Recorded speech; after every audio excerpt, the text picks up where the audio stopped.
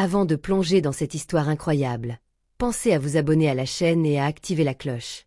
Ici, chaque récit a quelque chose à dire, et vous ne voudrez pas en manquer un seul. Ava Williams descendit du taxi, ses talons claquant doucement sur le trottoir en marbre de l'entrée de The Grand Méridien, l'un des hôtels les plus prestigieux de Chicago. Le ciel était teinté d'orange et de pourpre, la lumière dorée du crépuscule se reflétant sur la façade imposante et vitrée de l'établissement. Une légère brise fraîche faisait voler ses mèches de cheveux soigneusement coiffées. Elle inspira profondément, savourant ce moment qui, elle l'espérait, serait le prélude d'un séjour sans accroc. À 35 ans, Ava incarnait la réussite professionnelle. Avocate reconnue pour son engagement dans la défense des droits civiques, elle avait gravi chaque échelon avec détermination et intégrité. Cette semaine, elle devait intervenir en tant que conférencière principale à une grande conférence organisée au centre-ville. Son discours portait sur la justice sociale, un combat qui lui tenait à cœur depuis toujours. Son tailleur noir parfaitement ajusté épousait ses formes avec élégance. Son sac en cuir marron, compagnon fidèle de ses déplacements, était fermement accroché à son épaule. Dans la main, son téléphone brillait, allumé, prêt à répondre aux mails et appels professionnels. Tout était en ordre. Sa suite, la 702, avait été réservée 2 mois auparavant, réglée intégralement à l'avance. 2 jours plus tôt, elle avait même reçu un mail de confirmation. Rien ne pouvait gâcher cette étape importante de sa carrière. Elle entra dans le hall, où l'éclat des lustres en cristal se mêlait à l'odeur subtile du bois verni et du parfum délicat des fleurs fraîchement coupées. L'accueil était digne des meilleurs hôtels, moquette épaisse, comptoir en marbre blanc, miroir doré et employés en uniforme impeccable. Mais Ava remarqua immédiatement le regard de la jeune réceptionniste, Jenna, une femme blanche d'environ 25 ans. Jenna semblait tendue, presque mal à l'aise, et ses yeux évitaient ceux d'Ava. Sans un mot, Jenna commença à taper sur son clavier, ses doigts trahissant une nervosité évidente. « Jotae. »« Je suis désolée, Madame Williams, » balbutia Jenna, sa voix tremblante, « mais il semble que nous n'ayons plus de chambre disponible. » Le cœur d'Ava fit un léger saut. Elle cligna des yeux, surprise par cette réponse inattendue. « Excusez-moi, » répondit-elle d'un ton calme mais ferme. « J'ai une réservation confirmée pour une suite, numéro 702. » Jenna détourna les yeux, évitant toujours de croiser son regard. Elle baissa la voix presque en chuchotant. « Oui, je comprends, mais il y a eu un problème. Toutes nos suites sont réservées, apparemment. » Un silence pesante se installa. Ava sentit un malaise profond s'infiltrer dans la pièce, une impression sourde et familière qu'elle connaissait bien. Ce n'était pas la première fois que son apparence faisait obstacle, qu'elle était invisible ou rejetée dans des lieux où elle devrait être accueillie sans question. Mais Ava n'était pas du genre à perdre son sang-froid. Elle redressa les épaules, serra les lèvres, et posa son sac sur le comptoir. « Puis-je parler au directeur, s'il vous plaît ?» demanda-t-elle, sa voix trahissant une résolution tranquille. Quelques minutes plus tard, un homme d'une 50aine d'années fit son apparition. Il était impeccablement vêtu d'un costume gris anthracite, cravate bien nouée, et portait des lunettes fines qui lui donnaient un air à la fois autoritaire et distant. Il s'appelait Richard Miller, directeur général de l'hôtel. Richard salua Ava d'un hochement de tête poli, mais sans chaleur. Son regard froid balayait la pièce comme pour chercher une issue à ce qu'il considérait probablement comme un simple désagrément. « Madame Williams », commença-t-il d'une voix monocorde et condescendante, « je suis désolé, mais il y a eu une surbooking.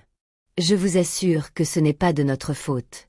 Nous ne pouvons pas vous accueillir cette fois-ci. » Ava sentit la tension monter brusquement dans sa poitrine, un mélange d'indignation et de frustration. Elle regarda autour d'elle, cherchant les quelques clients élégants attablés au bar, les employés qui faisaient semblant de ne pas entendre. Mais elle ne céda pas. « Monsieur Miller, » répondit-elle, en maintenant un contact visuel ferme, « j'ai payé pour cette chambre. Il ne s'agit pas seulement d'une question de réservation, mais de respect et de traitement équitable. Je travaille avec une grande entreprise qui est justement l'un de vos plus gros clients.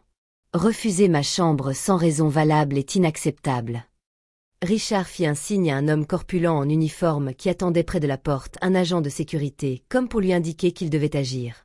« Je vous demanderai de bien vouloir quitter l'hôtel, madame. » L'agent fit un pas en avant, les yeux fixés sur Ava, prêt à intervenir. Face à l'agent de sécurité qui s'avance vers elle, Ava ne bouge pas. Elle garde la tête haute, le regard fixe, ancrée dans sa dignité. Elle sent la colère bouillonner en elle, mais refuse de se laisser dominer. Elle a trop travaillé, trop sacrifié, pour se laisser écraser aussi facilement. Dans un geste sûr, elle sort calmement son téléphone de son sac et compose un numéro qu'elle connaît par cœur. La voix grave et rassurante de Marcus Grant répond presque immédiatement. « Ava. Ça va ?» Sa voix se brise légèrement, mais elle se ressaisit. « Marcus, je suis à l'hôtel Grand Méridien. Ils refusent de m'héberger. Je leur ai montré ma réservation, ils ont confirmé, mais maintenant ils me disent que toutes les suites sont prises. Le directeur vient de demander à la sécurité de me faire sortir. Je ne peux pas croire que je sois en train de dire ça, mais je sais ce que c'est, ce n'est pas un malentendu. C'est du racisme. Pur et simple. » Silence à l'autre bout. Puis, je suis à 10 minutes. Je m'occupe de ça. Marcus Grant n'est pas n'importe qui. Vice-président chez TechCore Inc., une des plus grandes multinationales technologiques des États-Unis, il a l'oreille de PDG, de sénateur, de journaliste. Et surtout, il connaît Ava depuis leurs années de faculté. Elle était déjà brillante à l'époque, et il l'admirait pour sa force tranquille. Il sait qu'elle n'appelle jamais à l'aide à la légère. 10 minutes plus tard, les portes du Grand Méridien s'ouvrent brusquement. Un petit groupe entre avec détermination, leurs pas résonnant sur le marbre du hall. En tête, Marcus Grant, costume sombre, regard noir, entouré de Samantha Lee, directrice des relations publiques, élégante et tranchante, et David Collins, responsable des partenariats stratégiques, dont le nom seul suffit à faire transpirer n'importe quel directeur commercial. Les employés de l'hôtel, nerveux, jettent des coups d'œil en coin. Jenna, derrière le comptoir, devient livide. Richard Miller, alerté, accourt depuis le bureau de direction. Il affiche un sourire crispé, mais son regard trahit l'inquiétude. M. Grant, bienvenue au Grand Méridien. Quelle surprise de vous voir ici. Marcus N. Louis repasse la main. M. Miller. Je suis ici pour comprendre pourquoi une cliente ayant une réservation confirmée, qui est aussi une intervenante majeure dans une conférence sponsorisée par TechCore, a été humiliée, menacée et pratiquement expulsée de vos locaux. Ava s'avance lentement. La Salle se fige. Elle respire un grand coup, puis, d'une voix calme, elle raconte tout, les regards, l'hésitation de Jenna, l'invocation soudaine du surbooking, l'appel à la sécurité. Samantha Lee, qui jusque-là n'avait pas parlé, sort son téléphone et commence à enregistrer. Si j'étais vous, monsieur Miller, je ferais très attention à mes mots maintenant. David Collins s'approche d'Ava. Je suis sincèrement désolé pour ce que vous avez vécu. Et sachez que ce que nous venons d'entendre aura des conséquences. Il se tourne vers Miller. Notre partenariat vous rapporte plusieurs millions de dollars par an. Si cette situation n'est pas résolue immédiatement, et publiquement, je mettrai personnellement fin à notre collaboration avec votre groupe hôtelier. Pris au piège, le visage blême, Richard Miller tente de regagner le contrôle. Madame Williams, je tiens à vous présenter mes excuses les plus sincères. Il y a manifestement eu une erreur regrettable. Je vais vous offrir notre plus grande suite, avec service personnalisé, et un bon pour un séjour gratuit à la date de votre choix.